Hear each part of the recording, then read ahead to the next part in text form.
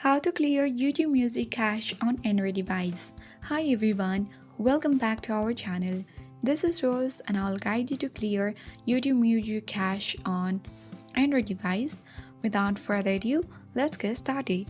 Long press and hold YouTube Music app icon. From this drop-down menu, select App Info.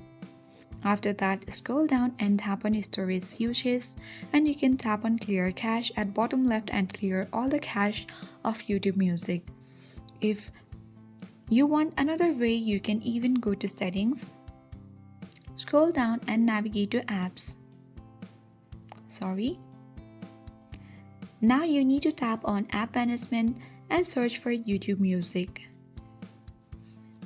Open its app info page and you can select Storage Uses and tap on Clear Cache.